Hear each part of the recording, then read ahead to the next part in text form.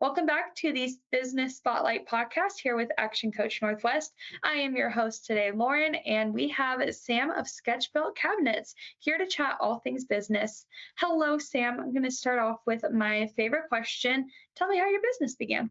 How my business began? Well, it began about 2 years ago. I worked for a large company out of Oregon for, multiple years and, kind of cut my teeth over there, got a lot of experience from some great mentors there. And then, the climate changed because they went from residential market to multifamily. So they went from single family, homes to multifamily setup. And I was doing single family and I kind of wanted to keep doing that. So the company grew, but I kind of, wanted to go a little different direction. My wife and I moved out here 5 years ago, stayed on with that company for a short amount of time, remotely kind of helping them out with production scale projects from this desk here, actually, where I'm standing right now. And I decided I wanted to go out and, pursue my own thing and pursue, a little more freedom, financial freedom,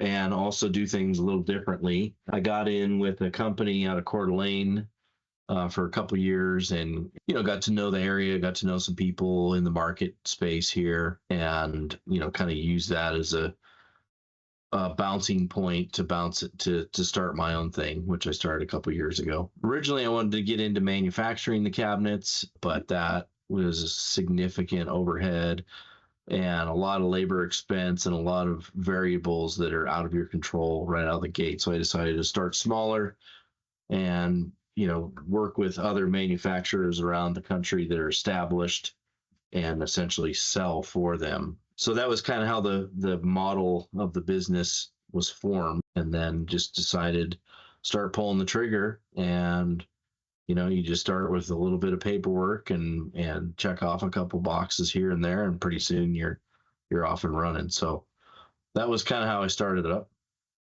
Nice. Well, it's been a few years now. If you had to start from square one in business, what would you do differently? I don't think I would do a whole lot differently. I think the experience is the way it was supposed to be. It's kind of like destiny. Well, it's like asking myself, like, would I go back in time and like change the outcome of my life? And I look at like my family and stuff like that, and I'm like, sure, there's a few things I probably would have avoided doing, or a few mistakes I would have avoided. But then if you don't make the mistake, then you don't learn from the mistake, and then you don't grow and you don't change and you don't, adapt. So I think the mistakes are worth making, and it helps you direct the future of your company that way. I appreciate the mistakes, so I don't think I would do a whole lot differently. I mean, a few things, a few minor tweaks, maybe not spend time with a specific company, which, I actually did regret. I partnered with a particular cabinet company that did not bode well in our partnership. It did not meet, timelines and left my clients unsatisfied with me ultimately, because who I was partnered with was not the best option, right? So, but again, had to learn that, had to go through that, had to experience that in order to like find a better fit, and a better partnership. So, well, in the last few years, what have been some of your biggest learnings as an employer since you began? I've learned to be more thick-skinned in this market.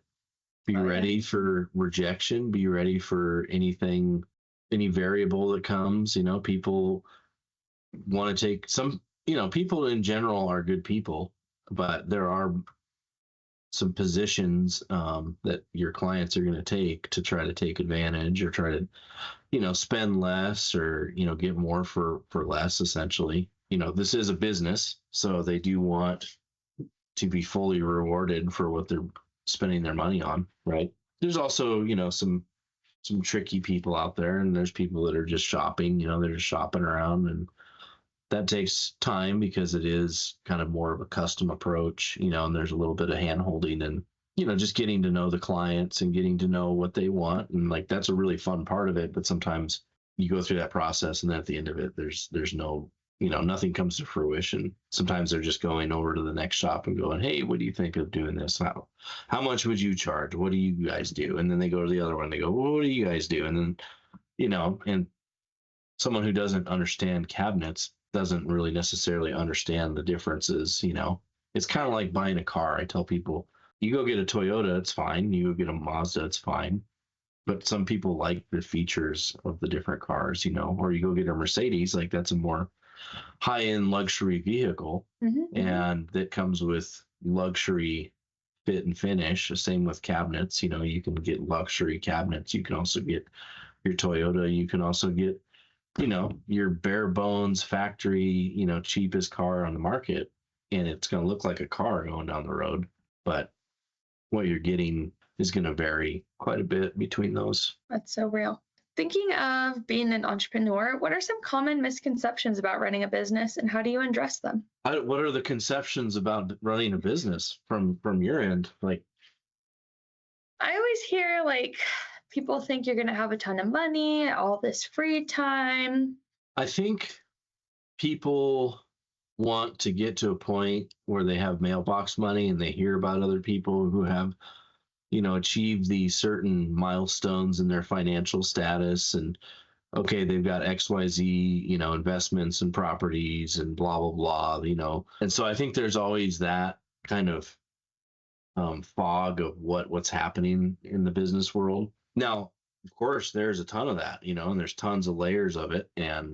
But I think there's a ton of failures too. There's a ton of businesses that go out there and do not succeed, do not understand what they're doing, drive themselves into bankruptcy. It's all over the map. Some people think when you get into business, you're just going to start making money because you have this plan that you saw online is a guaranteed, $20,000 a month plan or whatever it is.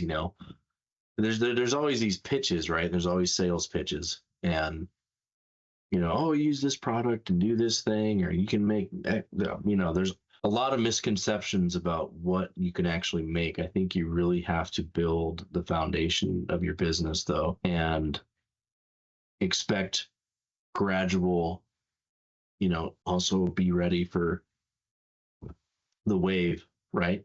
Yes. Oh, for sure. There's a lot of emotion attached. There's not a lot of income up front because you're putting a lot of money back into the business. I mean, that's what should be happening. I mean, you should be fueling the fire, and kind of living on breadcrumbs. And that's a good way to get going. But you also have to realize, you can't just go from breadcrumbs to filet mignon overnight either. You gotta go the next year doing, the T-bone steaks instead, whatever. You're not just gonna overnight get rich unless it's some YouTube thing. And there are rare statistical anomalies, right? And we hear about that stuff all the time. And as a society, we think, well, that's what people do, and they, become social media rich or whatever it is. But I don't know. That's just my experience. I prefer the gradual approach. I prefer, really understanding the business, kind of on a day-to-day basis. Slow and steady, I always think, wins the race. And you hear about so many overnight successes, but you don't hear about the 10 years before that went into it. So very important. Yeah, and the slow and steady allows you to have some balance with work and life, kids, wife, stuff, so. Well, that's a good segue into one of my questions. How do you balance your personal life with the demands of running a business? Pretty much weekends, I try to stick to family. Nice. And then, if my daughter has a recital or program or anything like that, I can go see her dance. I can go, I'm going to be coaching her in basketball this fall, which I'm more nervous about than anything right now. I'm teaching, or I'm going to be coaching 4th grade basketball. We shoot around on the back patio, here and there, but I'm I don't know. I'm nervous. I'm excited. It's just literally taking the day and going, okay, I'm going to work these hours, and these hours are going to be, family, kid, whatever. There's also networking, going to the network thing we did last night. It's just being a business owner, being an entrepreneur, I'm finding is you are wearing all the hats. So you're going you're going to the events, so you're doing the network, you're doing the podcast, you're doing the billing, you're doing, all the transactions, you're going to the job site, all this stuff. But also, there's also the family stuff, Yeah. the kid stuff, the wife stuff, the dates. So it's all just part of, filling up the day. Just make sure that I'm getting everything in there. I love that. Now, you have made some big strides in your business in the last couple of years, and we actually met at your ribbon cutting at your new store. Yep. So, what do you attribute your growth to? Persistence primarily. And there's some days where you get up and you're like, oh, this is awesome. Like, everything's great. And we've got all these happy clients over here, whatever. And then there's other days where you get up and it's like, it's depressing. You're like, we don't have enough business. I'm not, these people aren't calling me back, blah, blah, blah. Like, and then you just start to get to where, you're like, I don't even want to do anything today. Like, why even waste my time? And so instead, I would, like I said, I create these blocks throughout the day doing something. And sometimes doing that something is like not even business related necessarily. Like, get out, take the dog out for a long walk, like get out into the sunshine, get some vitamin D, like do those things that rejuvenate you to move forward the next day. I love that. Like we all have hard times, right? So I think while you're going through that emotional roller coaster, just keep persistently moving forward. So That's so true. That's a good reminder too. yeah. Okay, well, looking to the future as we continue on the ups and downs, where do you see yourself in 5 years, and any words of advice for other business owners who are looking to grow their business? Well, in 5 years, I hope to have expanded and grown vertically a little bit. I'm not hoping to grow a whole bunch vertically, but like I'm in the portal right now. Nice spot. I mean, if people that are listening, like it's the Liberty Lake portal. It's right on the main floor, right in the center of the main central entrance right there.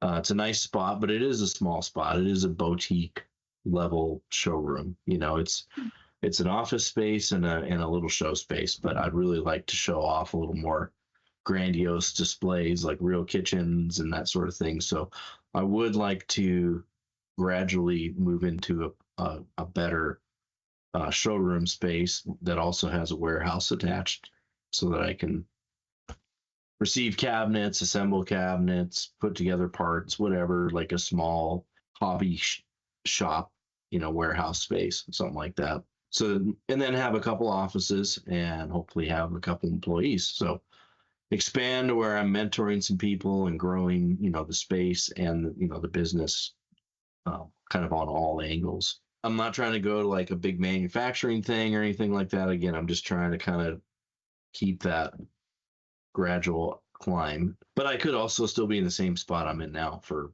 several more years. I don't know. Yeah. It just depends on how it all pans out. I might be very comfortable as a one-man, shop at that point and say, I don't know if I want employees. We can pivot, we can change. So that's what would be what I'd say to new business owners, like be willing to pivot, be willing to change, be willing to navigate a different direction, any point in time. My final question of the day, what question should I be asking you that I haven't yet? I am stumped. Usually people are more curious about the actual cabinets when they're talking to me, as opposed to how the business was formulated and the backstory. What question would you have regarding cabinets specifically? Let's go there. What trends are you noticing in cabinetry in 2025, looking to 2026? White is way out. It's been out for a while, but it's 2 years ago, even in this region, and it's all regional. So like Spokane, Coeur d'Alene area is not going to be the same as even Seattle, is not going to be the same as Los Angeles. It's not going to be the same as the East Coast. Like trends are very regional, but there is like universal trends, I would say, that you see. And again, white, is totally moving out. The parade homes I just went and saw like 2 weeks ago, I don't recall a lot of white. I think there might have been some white accent pieces here and there, but most of the cabinets are more of a medium brown, neutral. And so you're seeing more stains, more like white oaks and beach, medium gray stains, something very neutral. I think, again, it's regional. It's also personal preference. Like I just sold a project that was a very rustic hickory looking Ooh, cabinet, like the one in the showroom with the glass in it. But then, I'm also selling uh, frameless cabinets that are like engineered material, a melamine face. So that's more like a modern look, right? So there's kind of the modern is pretty much the staple, I'd say, right now. So nice. frameless, modern, medium brown, doing some duotone stuff.